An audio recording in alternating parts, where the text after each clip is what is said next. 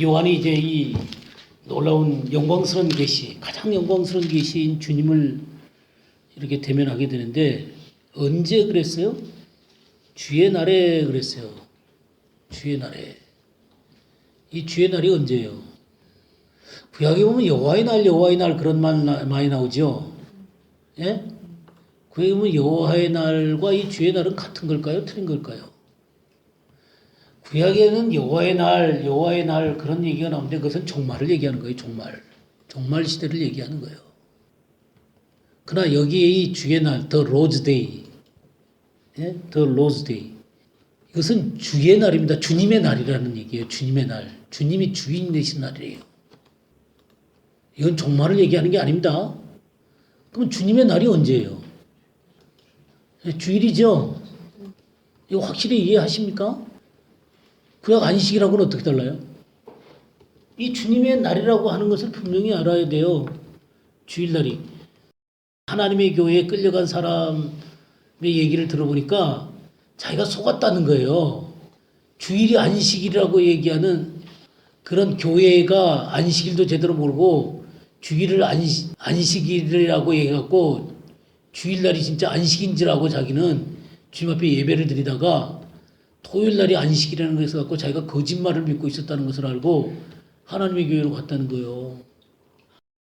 그렇잖아요. 뭐 안식이라고 주일에 대한 분명한 개념이 없으니까 이때까지 자기는 속았다 이거죠. 성경에 안식일을 섬기라고 그랬지 언제 주일을 섬기라고 그랬냐. 예. 그 구별을 못하고 있으면 그런 현상이 생겨나게 되는 거예요. 그럼 왜 내가 주일을 섬겨야 되고 안식일을 안 섬겨야 되는가 이런 것을 잘 알아야 돼요. 그 다음에 또 하나 분명히 예수 그리스도를 믿고 또 예수님의 사도로 지냈던 바울이라든가 베드로라든가 하나님의 사람들이 안식일을 지켰는데 그거 왜 지켰냐 그러면 그런 것에 대한 이유도 알아야 돼요. 그들이 왜 안식일을 지켰어요? 유대인이니까. 그런 건 설명해 줄 줄 알아야 돼요. 그래야 우리가 안식일을 지키지 않고 주일을 지키는. 그러면 왜 주일이 주의 날이냐? 그렇게 물으면 뭐라고 대답하겠어요? 주님이 정하신 날이라고. 예, 주님이 정하신 날이니까요. 주님이 정하신 날이니까. 여기 이 주일이라고 그랬잖아요, 지금. 사도행전 20장 7절 한번 보겠어요. 그 주간의 첫날에 우리가 떡을 떼려 하여 모였더니 바울이 이튿날 떠나고자 하여 그들에게 강론할세 말을 밤중까지 계속하매. 그 주간에 언제요? 예, 주일이에요. 주일에 그들이 떡을 떼기 위해서 모였어요. 예배를 드리기 위해서 모였다고요. 옛날 성경은 안식 후 첫날 그렇게 돼 있어요. 안식 후 첫날. 이 주일날이라고요. 이 주일날 모였어요. 그러니까 이런 것들에 대한 것을 잘 알고 있어야 된다고요. 그 다음에 고린도전서 16장 2절 보겠습니다. 매주 첫날에 너희 각 사람이 수입에 따라 모아두어서 내가 갈 때에 연보를 하지 않게 하라. 언제 하라고요? 매주 첫날에. 매주 첫날에 연보하는 거요. 예배 드릴 때. 그럼 이게 이런 뜻이에요?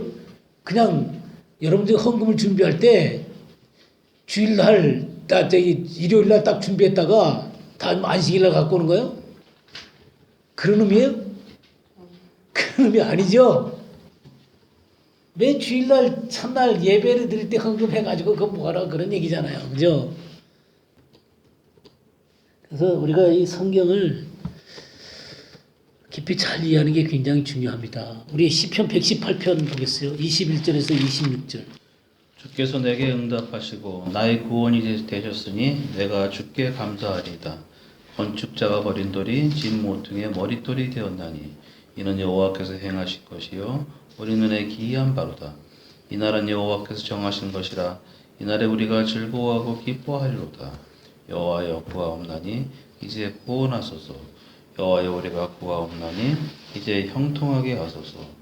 여호와의 이름으로 오는 자가 복이 있으며 우리가 여호와의 집에서 너희를 축복하였도다. 예. 여기 주께서 내게 응답하시고 나의 구원이 됐다. 이 구원이라는 게 예시와. 그 다음에 건축자가 버린 돌이 이 말이 무슨 말씀이에요? 예수님을 거부한 거죠? 그 십자가에 내준 걸 얘기하는 거예요.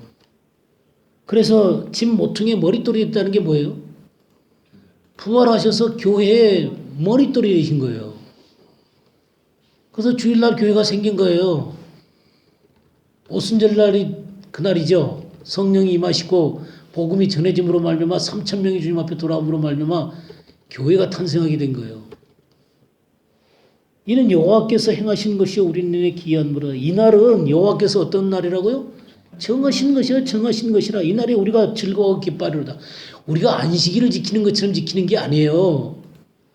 오히려 한 단계 더 뛰어넘어서 기뻐하고 즐거워야 되는 날이에요. 왜냐하면 승리한 날이니까. 그러니까 승리와 기쁨과 즐거움으로 하나님 앞에 예배드리는 거예요. 보세요. 여호와여 구하옵나니 이제 구하소서. 호산나지 호산나. 예? 이 호산나 외치기 언제예요?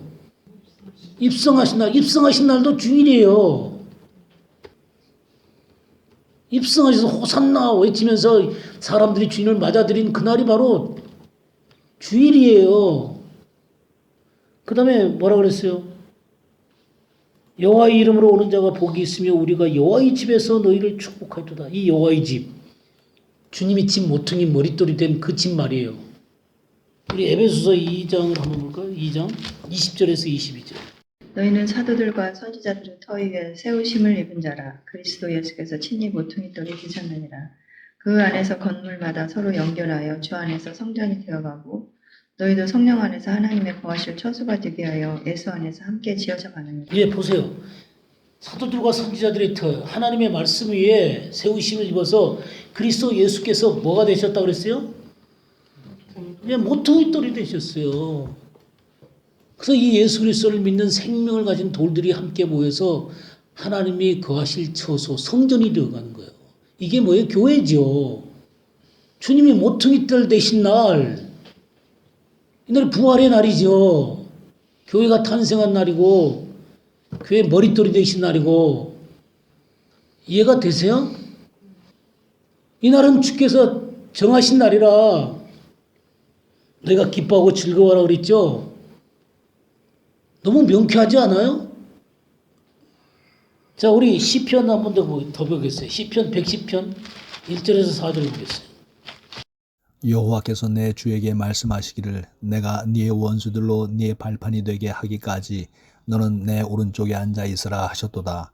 여호와께서 시온에서부터 주의 권능의 규를 내 보내시리니 주는 원수들 중에서 다스리소서.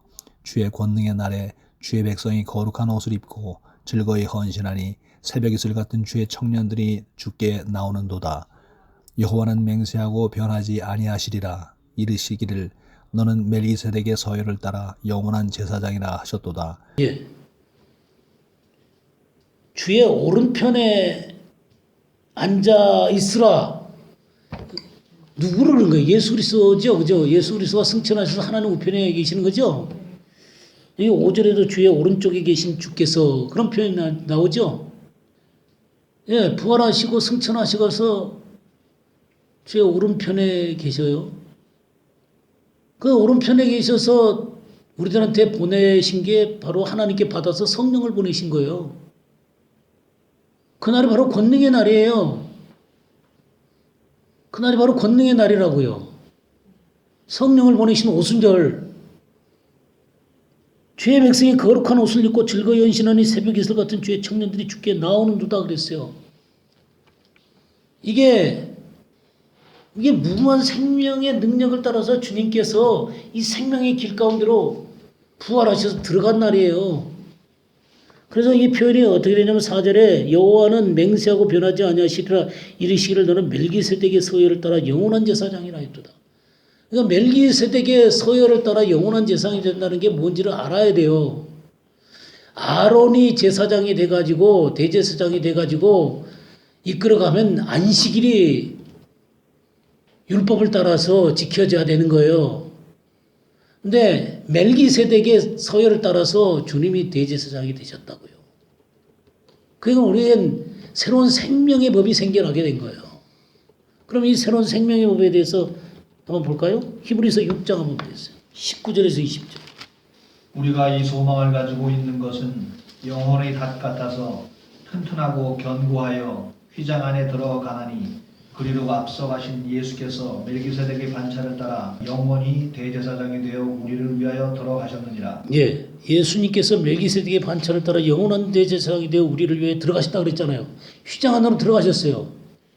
하늘의 휘장 안으로 들어가신 거예요. 그것이 이제 7장에 보게 되면 7장 16절 17절도 읽어주세요.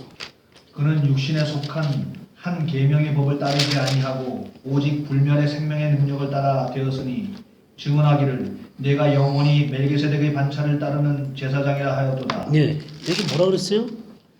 그는 육신에 속한 한 계명의 법을 따르지 아니하고 이게 이 한 계명의 법이 뭐예요? 율법을 따르지 아니하고 율법을 따라서는 아론이 대제사장으로 있는 거잖아요. 근데 그 법을 따르지 아니하고 어떤 법을 따랐어요? 오직 불멸의 생명의 능력을 따라 되었다 그랬어요. 오직 불멸의 생명의 능력. 그게 부활의 생명의 능력이죠. 그래서 멜기세덱의 반차를 쫓아서 하나님의 영원한 지성소로 들어가신 거예요. 부활의 생명의 능력이 역사하는 날이에요. 그게 권능의 날이에요.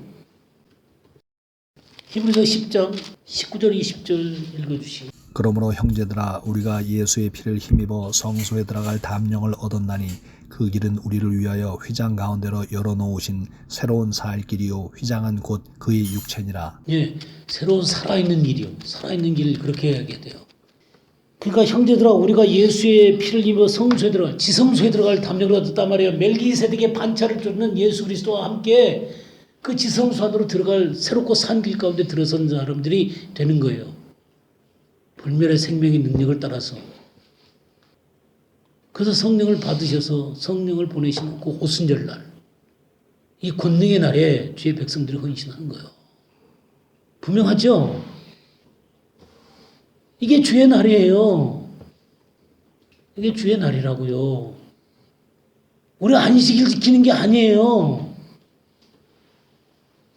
안식일을 존중하죠. 이스라엘 백성들이 지키는 안식일을 우리가 존중하죠.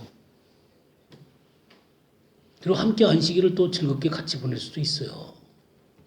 그러나 우리는 안식일을 지키는 게 아니라 주일을 지키는 것입니다. 주의 날을 지키는 거예요. 기뻐하고 즐거워하는 것입니다. 너무 명백해요. 율법을 받은 날도 오순절에 있으니까 그날도 주일이네요. 예, 그날도 주일이. 예, 구약의 오순절. 예, 오순절 날 율법을 받았다 그래요. 그날도 권능의 날이죠. 그렇지만 그 율법에 사람들이 매기가 쉽잖아요. 그러나 그 모든 것을 완성하시고 주님 부활하셔서 불멸의 생명의 능력으로 이 멜기세덱의 반차를 쫓아서 그 영원한 지성소 안으로 탁 들어가셨잖아요. 그래서 우리도 거기 새롭고 산길 가운데 들어서는 거예요. 그러니까 이 사람들이 바로 교회예요, 교회. 자, 이 영광스러운 주의 날에 내가 성령에 감동되어 내 뒤에서 나는 나팔 소리 같은 그 음성을 들으니. 그러니까 이 주의 계시를 본다는 것은 하나님의 성령께서 그와 함께 해주셨기 때문에 그렇게 되는 거예요. 하나님의 성령께서 그에게 계시를 열어주신 것이죠. 내가 계시를 보겠다고 해서 계시를 보는 게 아니죠. 그죠? 하나님의 영에 감동돼 가지고 성령께서 그의 눈을 열어주시는 거예요. 근데 그 주님의 그 계시의 첫 번째가 뭐냐면 나팔 소리 같은 큰 음성을 들었어요. 나팔 소리 같은 큰 음성. 이 나팔 소리 같은 큰 음성, 큰 음성이라고 하는 것은 경각심을 주는 소리예요. 깨우는 소리입니다. 영적으로 팍 깨어나게 되는 거예요. 주님의 그 큰 소리로 말미암아 영적으로 그냥 탁 각성이 되게 되는 것입니다. 그리고 이 나팔이라고 하는 것은 분명한 소리를 나타내는 것입니다. 분명한 소리. 우리 고린도전서 14장 8절 한번 보겠습니다. 만일 나팔이 분명하지 못한 소리를 내면 누가 전투를 준비하리요. 예. 나팔이 분명한 소리를 내지 못하면 이게 뭔 뜻인지도 모르고 어떻게 이 마지막 때의 전투를 준비하겠습니까? 그러니까 주님은 나팔 같은 음성, 큰 음성을 들려주심으로 말미암아 우리에게 경각심을 주시고 분명하게 분명한 소리를 내십니다. 분명하게 알아들을 수 있도록. 그래서 요한계시록은 이렇게 나팔소리 분명하게 전해져야 되고요. 큰 소리로 전해져야 됩니다. 그 다음에 이 그 주님의 음성에 대해서 여기 한 군데 더 나오는데 계시록 1장에 보게 되면 15절에 뭐라 그랬어요? 그의 발은 푸른 불에 단련한 빛난 주스 같고 그의 음성은 많은 물소리와 같다. 많은 물소리. 오 하고 그냥 그 흘러내리는 그냥 그 물소리. 나이가라 폭포 같은 데 가면은 그 소리가 굉장하잖아요. 그죠? 예? 와, 그런 그 물소리. 어미한 물소리죠. 어미한 물소리. 예, 우리 시편 29장 3절에서 9절 한번 보겠어요. 여호와의 소리가 물 위에 있도다. 영광의 하나님이 우레 소리를 내시니 여호와는 많은 물 위에 계시도다. 여호와의 소리가 힘이 있음이요 여호와의 소리가 위엄차도다. 여호와의 소리가 백향목을 꺾으시며 여호와께서 레바논 백향목을 꺾어 부수시도다. 그 나무를 송아지같이 뛰게 하시며 레바논과 시리온으로 들송아지같이 뛰게 하시도다. 여호와의 소리가 화염을 가르시도다. 여호와의 소리가 광야를 진동하시며 여호와께서 가데스 광야를 진동시키시도다. 여호와의 소리가 암사슴을 낙태하게 하시고 삼림을 맑게 벗기시니 그의 성전에서 그의 모든 것들이 말하기를 영광이라 하도다. 예, 이렇게 그 여호와의 소리가 물 위에 있습니다. 물 위에. 그래서 이것은 하나님을 반대하는 것들을 꺾어버리시고요. 또 하나님께서 세우고자 하는 것들이 기뻐 날뛰도록 세우시는 거예요. 그래서 하나님께 영광을 돌릴 수 있도록. 그래서 이렇게 많은 물소리와 같은 어미한 이런 그 주님의 어미와 권능을 가지고 있는 그런 소리를 얘기하는 것이죠. 이런 소리가 뒤에서 들립니다. 그래서 이 소리가 들리니까 딱 뒤를 들여다보니까 7 큰 촛대를 보았죠. 촛대 사이에 인자 같으신 이가 발에 끌리는 옷을 입고 가슴에 금띠를 띠고 어떤 분이 인자 같은 이가 나와요. 인자 같은 이. 예수 그리스도를 나타낸 일들 가운데 이 인자 내용이 굉장히 중요하죠. 이것만 갖고 한참 얘기를 해야 되겠지만 어쨌든 간에 여기 인자 같은 이예요. 인자 같은 이는 어디에서 나오는 것을 얘기하냐면 다니엘서 7장 13절에서 14절 한번 보겠어요. 내가 또 밤 예상 중에 보았는데 인자 같은 이가 하늘 구름을 타고 와서 애적부터 항상 계신 자에게 나와 그 앞에 인도되네. 그에게 권세와 영광과 나라를 주고 모든 백성과 나라들과 각 방언하는 자로 그를 섬기게 하였으니 그 권세는 영원한 권세라 옮기지 아니할 것이요 그 나라는 패하지 아니할 것이니라. 예. 이렇게 인자 같으신 이가 구름을 타고 와서 옛적부터 항상 계신 이에게 나아가 그 앞으로 인도되매 옛적부터 항상 계신 이는 하나님을 얘기하는 거죠. 성부 하나님께로 이렇게 인도함이 됩니다. 그의 권세와 영광과 나라를 주고 모든 백성과 나라들과 다른 언어를 말하는 모든 자들이 그를 섬기게 하였으니 그래서 왕 중에 왕으로 주님이 오시게 하시는 것입니다. 그의 권세는 소멸되지 아니하는 영원한 권세요. 그의 나라는 멸망하지 아니할 것이다. 그래서 이 주님이 오셔가지고 모든 것들을 이루시는 그런 모습을 말해주고 있습니다. 인자 같은 이 왕권으로 다스리기 전에 인자 같은 그분이 인간으로 오셨죠. 그죠? 예? 예, 성육신 하셨어요. 성육신 하신 메시아. 그분이 바로 나중에 완전한 왕으로 다스리시게 될 것입니다. 그러니까 이 인자 같은 이는 신성과 인성이 결합되신 분을 얘기하는 거예요. 그러니까 완전한 인간이신 동시에 완전한 하나님이시죠. 그분이 완전한 인간이 되셨어요. 빌립보서 2장 6절 7절 한번 볼까요? 그는 근본 하나님의 본체시나 하나님과 동등됨을 취할 것으로 여기지 아니하시고 오히려 자기를 비워 종의 형체를 가져 사람들과 같이 되었고 예, 사람들과 같이 되셨고 예, 인자가 되신 것이요. 인자가. 그 인자가 가지고 있는 권세에 대해서 한번 볼까요? 마가복음 2장 10절 한번 보겠습니다.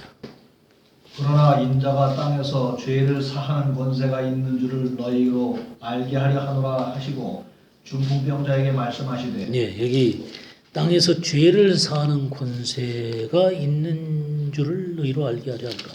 인자가 땅에서 죄를 사하는 권세가 있다. 근데 이 죄를 사하는 권세가 주님의 대신 죽으심으로 나타나게 된 것입니다. 그러니까 인자가 죄를 사하는 권세가 자기의 죽음으로 그 권세를 얻으신 거예요.